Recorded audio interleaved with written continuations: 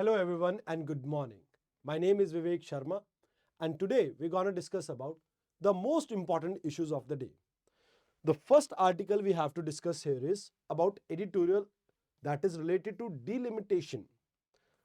अब ये delimitation एक बहुत इंपॉर्टेंट मुद्दा है जहां पर नॉर्दर्न एंड सदर्न स्टेट्स के बीच में आपको एक डिवाइड देखने को मिल रहा है.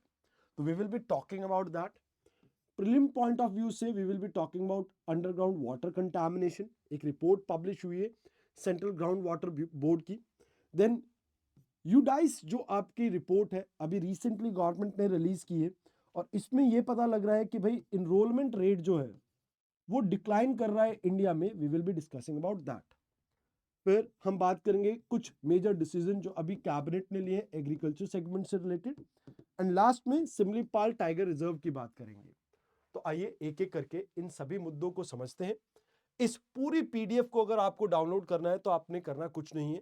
इस क्यूआर कोड को स्कैन करना है, जाना है मेरे टेलीग्राम चैनल पे जहां पर डेली बेसिस पे आपको ये पीडीएफ मिल जाएगी. आइए शुरुआत करते हैं पहले टॉपिक से.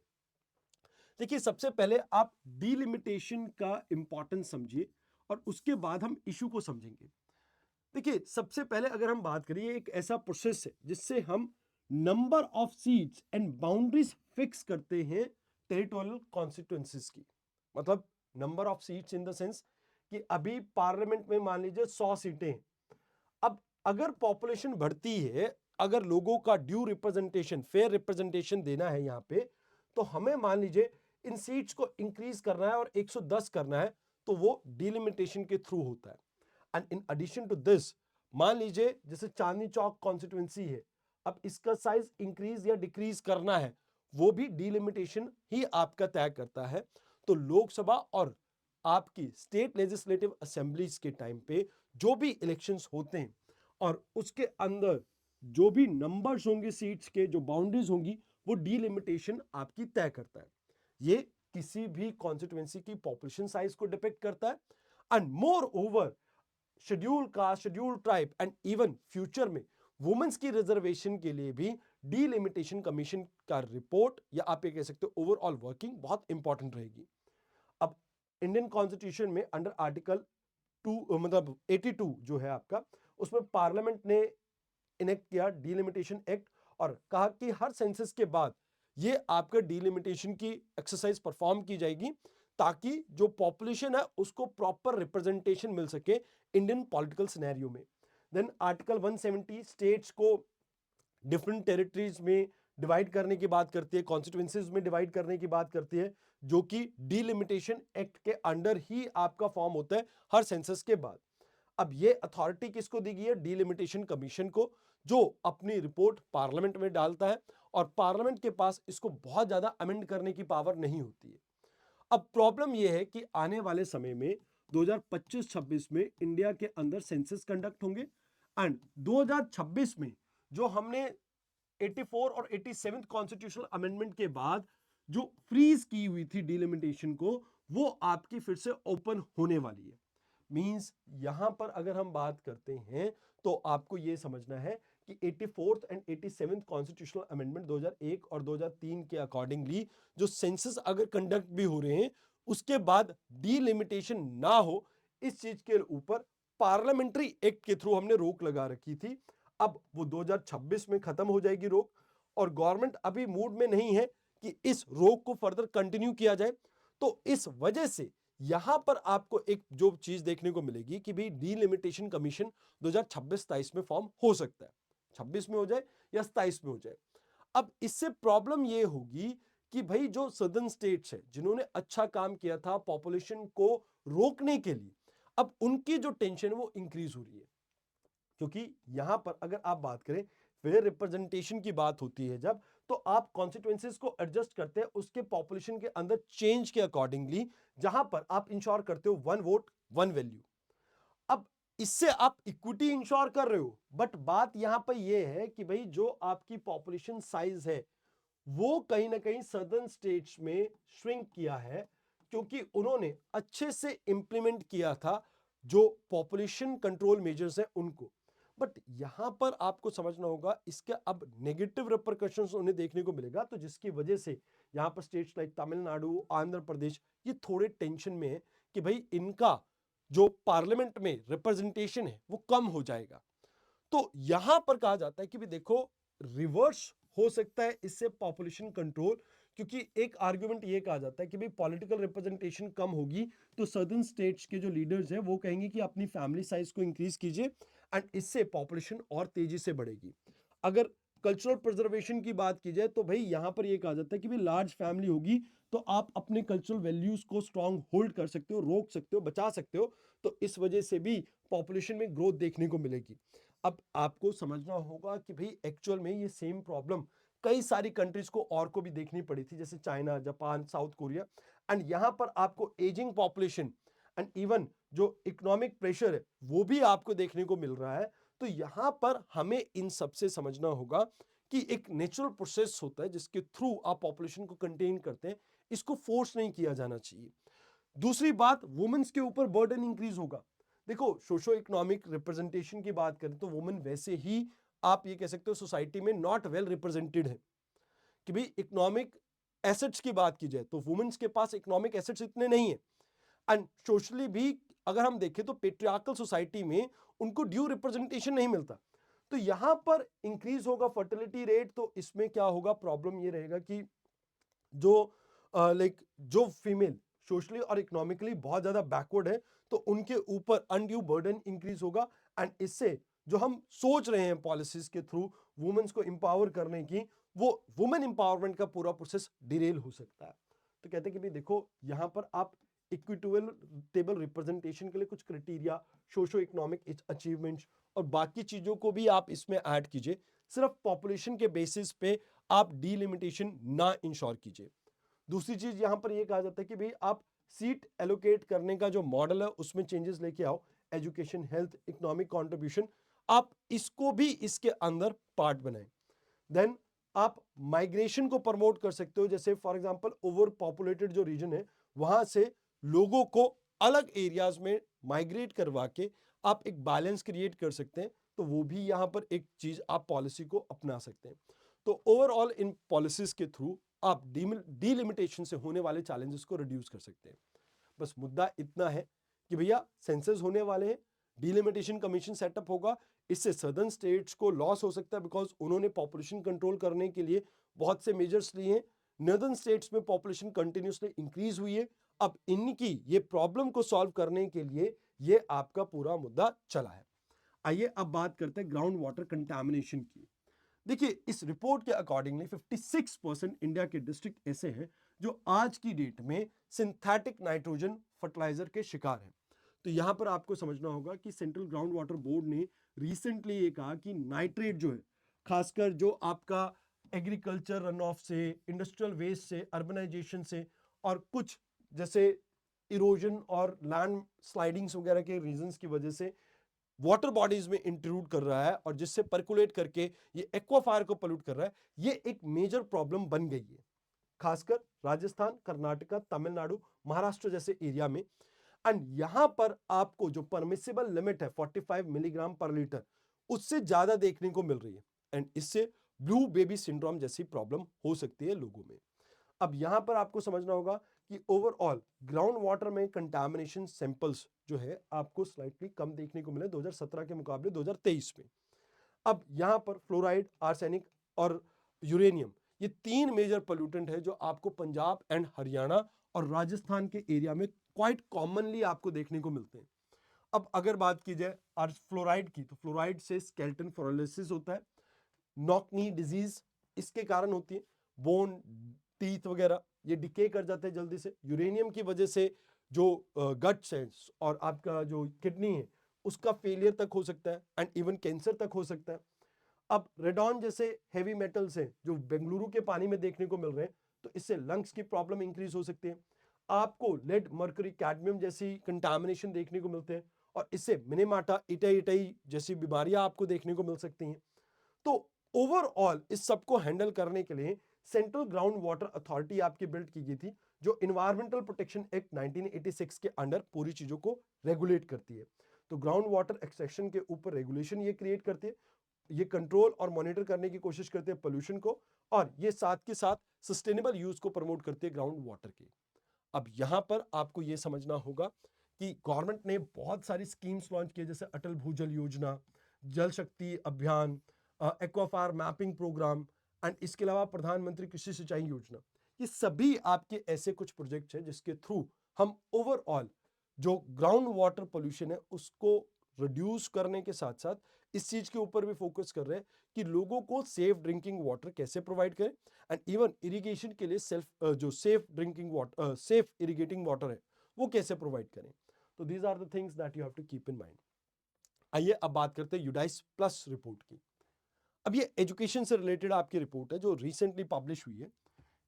इसका पूरा नाम है unified district information system for education plus. इसकी रिपोर्ट जो अभी आई है इसमें कहा गया कि 1 करोड़ बच्चे कम स्कूल में इनरोल हुए हैं पिछले सालों के मुकाबले। अब इनरोलमेंट रेट पहले 26 करोड़ के आसपास था, अब वो घट के 24.8 करोड़ के आसपास आ गया। अब कहते हैं कि सबसे ज्यादा जो इंपैक्ट देखने को मिला वो लड़कों के केस में देखने को मिला है। लड़कियों में भी ऑलमोस्ट इक्वली है बट थोड़ा सा स्लाइटली कम है। बिहार, उत्तर प्रदेश, महाराष्ट्र, ये सबसे ज्यादा इंपैक्टेड एरिया है जहां पर सबसे ज्यादा आपको डिक्लाइन देखने को मिला है एनरोलमेंट में। अब देखो इसके पीछे जो रीजन है, एक तो जो अभी कोविड-19 आया था वो है, एंड प्लस जो प्रोसेस यहां पर इंक्लूड किया गया वो भी एक प्रॉब्लम है। जैसे सबसे पहली बात तो डाटा रेशनलाइजेशन एफर्ट। यहां पर यूडाइस में क्या किया गया, आधार को लिंक किया गया डिजिटली लोगों की, बच्चों की एक यूनिक आईडी क्रिएट करने के लिए स्कूल की। अब यहां पर जिन बच्चों का आधार का डाटा और उनका स्कूल का डाटा मैच नहीं किया उनको प्रॉब्लम हो गई। प्लस यहां पर प्रॉब्लम यह भी है कि भाई हर जगह पर डिजिटल टेक्नोलॉजी का एक्सेस नहीं है, तो उसकी वजह से आपको यह प्रॉब्लम एक देखने को मिल रही है। उसके अलावा इकोनॉमिक डिस्ट्रेस जो पेंडेमिक की वजह से जनरेट हुआ है आपके रूरल एरिया में, वो भी एक रीजन है। एंड प्राइवेट स्कूल, लोग क्योंकि गवर्नमेंट स्कूल में जाना पसंद नहीं कर रहे हैं, प्राइवेट स्कूल्स भी एक मेजर रीजन है जिसकी वजह से डिक्लाइन देखने को मिला है। अब माइग्रेशन और इनकी वजह से भी आपको चीजें देखने को मिलती हैं। जैसे फॉर एग्जांपल कई बार कुछ एरियाज में आपको लोगों का प्लान देखने को मिलता है सीजनल माइग्रेशन के तौर पे।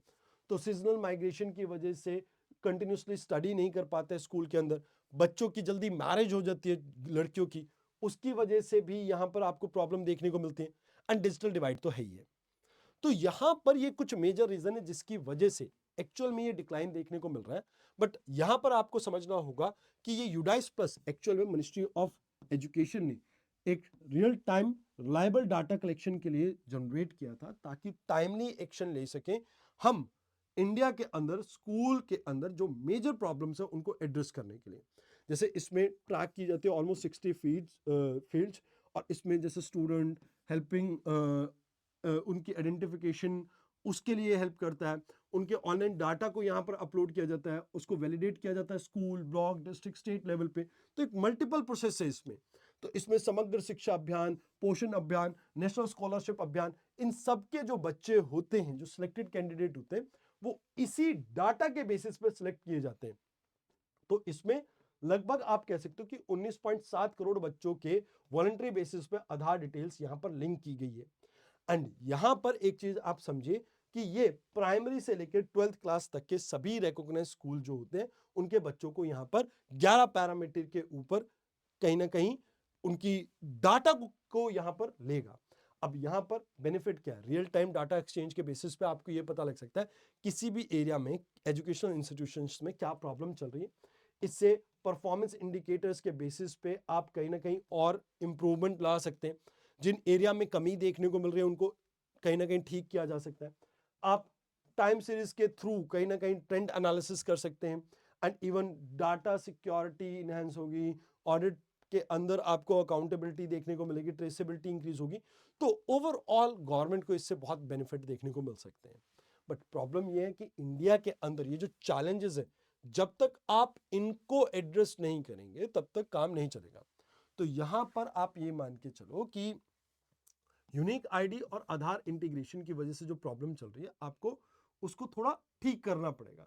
अब इससे टारगेटेड बेनिफिट आप ट्रांसफर कर रहे हो, बट स्टिल उसके अलावा Samagra Shiksha Abhiyan, mid day meal scheme, digital like initiative, digital India initiative, Beti Bachao Beti Padhao और नेशनल एजुकेशन पॉलिसी, ये सभी वो इनिशिएटिव है जो रिसेंट टाइम में गवर्नमेंट ने लिए हैं एजुकेशन सेक्टर के इंप्रूवमेंट के लिए। तो यहाँ पर इस आर्टिकल में आपको इतना ही याद रखना था। आइए अब बात करते हैं कैबिनेट के एक मेजर डिसीजन के बारे में। अब रिसेंटली कैबिनेट ने क्या किया है, जो आपके डाई अमोनियम फॉस्फेट और न्यूट्रिएंट बेस्ड सब्सिडीज थी उसको फर्दर इंक्रीज, मतलब फर्दर उसका टाइम ड्यूरेशन इंक्रीज कर दिया। एंड साथ के साथ प्रधानमंत्री Fasal Bima Yojana and weather based crop insurance scheme, इसको भी कहीं ना कहीं फर्दर इसका टाइम जो स्केल है वो इंक्रीज कर दिया है। तो डैप पैकेज क्या है? DAP di ammonium phosphate basically farmers को आज की डेट में ये जो यूक्रेन क्राइसिस और जो ईरान के क्राइसिस चल रहे हैं, इससे ग्लोबल मार्केट में जो प्राइस वॉलिटिलिटी देखने को मिल रही है, उसको कहीं ना कहीं रिड्यूस करने के लिए, अवेलेबिलिटी कहीं ना कहीं फार्मर्स के लिए इंक्रीज करने के लिए गवर्नमेंट ने ये सभी चीज स्टार्ट की है। अब इसमें हम एक्चुअल में फार्मर सेंट्रिक एक अप्रोच लेके चले हुए हैं। अब देखो यहां पर दूसरी जो स्कीम है न्यूट्रिएंट बेस्ड सब्सिडीज, इसको 2010 में गवर्नमेंट ने लॉन्च किया था। Department of fertilizer, ministry of chemical के अंडर इसे इंप्लीमेंट करता है। इसमें जो मेजर आपके एनपीके हैं यानी नाइट्रोजन, फास्फोरस और पोटेशियम, ये हम इसमें इंश्योर कर रहे हैं, इसमें इंश्योर कर रहे हैं कि भाई एडुकेट अमाउंट में सभी जगह पे लोगों के लिए अवेलेबिलिटी इंश्योर कर सके। तो इसमें क्या होता है कि जैसे आपने एक कोई फर्टिलाइजर बनाया, तो उस फर्टिलाइजर में जिस कंसंट्रेशन में आपने जो न्यूट्रिएंट डाला हुआ है उसके अकॉर्डिंगली आपको यहाँ पर सब्सिडीज मिल जाएंगी। तो इससे एक्चुअल में हम क्या कर रहे हैं, एक तो अफोर्डेबिलिटी इंश्योर कर रहे हैं फॉस्फेट और पोटेशियम की, एंड साथ के साथ हम फूड सिक्योरिटी और फार्मिंग सस्टेनेबिलिटी को यहाँ पर इंप्रूव कर रहे हैं। तो ये with these objective we have started this. Now if we talk about Pradhanmantri Fasal Bima योजना 2016 में स्टार्ट की गई थी सभी क्रॉप्स के लिए। खारिफ क्रॉप के लिए 2% आपको प्रीमियम पे करना है, राबी क्रॉप के लिए 1.5 एंड कमर्शियल और हॉर्टिकल्चर क्रॉप्स के लिए 5%। अब यहां पर किसी भी तरह का डिजास्टर हो, चाहे flood, drought, pest attack, hailstorm, cyclones, इनका सभी का कवरेज यहां पर किया गया है। तो एक्चुअल में इसका ऑब्जेक्टिव क्या है, एक इंश्योरेंस कवरेज प्रोवाइड करना ताकि फार्मर्स को फाइनेंशियली हम सपोर्ट कर सके एंड उनकी इनकम को हम स्टेबलाइज कर सके। अब इसको वॉलंटरी बेसिस पे कर दिया गया था 2020 में किसानों के लिए, एंड इसमें technologies like satellite imagery, drones, AI, remote sensing, इस तरह की चीजों को यहां पर यूज करने की बात की गई है। तो मतलब विद लेटेस्ट टेक्नोलॉजी इसमें हम अपग्रेड कर रहे हैं। अब यहां पर restructured weather based crop insurance scheme की बात की जाए तो 2016 की ये स्कीम है, एंड इसमें हम अगेन फार्मर्स को जो एडवर्स इंपैक्ट क्लाइमेट की वजह से देखने को मिलते हैं, वेदर कंडीशंस की वजह से देखने को मिलता है, जिसकी वजह से फाइनेंशियल लॉसेज होते हैं, उसको रिड्यूस करने की हमने बात की है। तो यहाँ पर रेनफॉल, टेम्परेचर, विंड, ह्यूमिडिटी जो भी अनफेवरेबल होंगी, जिसकी वजह से जो लैंड की प्रोडक्टिविटी या क्रॉप की प्रोडक्टिविटी के ऊपर इंपैक्ट आया है, तो हम उसको यहाँ पर क्या करने की कोशिश कर रहे हैं, मिटिगेट करने की कोशिश कर रहे हैं। यहाँ पर वेदर डाटा को हम, पैरामीटर्स को हम यहाँ पर जज करते हैं, जिसके बेसिस पे ये पूरी स्कीम इंप्लीमेंट की जा रही है। Now we will be talking about Zeenat. Zeenat tigress जो है, रिसेंटली इसे वापस से सिमलीपाल भेजने की बात की जा रही है। अब रिलीज कर भी दिया वैसे तो सिमलीपाल मयूरभंज डिस्ट्रिक्ट में आपका लोकेटेड है, एंड एक्चुअल में ये आपका टाइगर रिजर्व बना था 1973 में प्रोजेक्ट टाइगर के अंडर। उसके अलावा यूनेस्को बायोस्फीयर रिजर्व ये बना था 2009 में। तो यहां पर आपको याद रखना है कि ये moist deciduous type of forest के लिए काफी प्रिडोमिनेंटली जाना जाता है, एंड यहां पर आपको वेस्टर्न घाट, ईस्टर्न घाट और सब हिमालयन स्पीशीज पेड़ों की देखने को मिल जाती है। अब यहां पर टाइगर की अच्छी खासी पॉपुलेशन आपको देखने को मिलती है, एंड यहां पर मेलेनिस्टिक टाइगर्स की अच्छी खासी आपकी पॉपुलेशन इसी एरिया में देखने को मिलती है। तो these are the things that you have to keep in mind in this article. I hope आपको लेक्चर पसंद आया हो। देखिए, अगर आप यूपीएससी 2024-25 यानी अपना 25 का अटेम्प्ट देने वाले हो, 24 से तैयारी कर रहे हैं और आपको एक टाइम फ्रेम के अंदर रिवीजन की जरूरत है, तो आप ज्वाइन कर सकते हैं हमारे इस क्रैश कोर्स को। इस क्रैश कोर्स में आपको सभी सब्जेक्ट्स की रिवीजन करवाई जाएगी एंड प्लस करंट अफेयर्स भी पूरा 1 साल का यहाँ पर कवर किया जाएगा। आपने करना क्या है, आपको या तो कुछ कंफ्यूजन हो तो नीचे दिए हुए नंबर पे आप कॉल कर सकते हैं। इन एडिशन टू दिस, अगर आप डायरेक्टली हमारी निर्णय आईएएस की साइट पे जाते हैं तो आप VSHMA इस कूपन को अप्लाई करके 50% तक यहाँ पर डिस्काउंट अवेल कर सकते हैं। तो आज के इस लेक्चर में इतना ही था। आई होप आपको लेक्चर अच्छा लगा हो। धन्यवाद।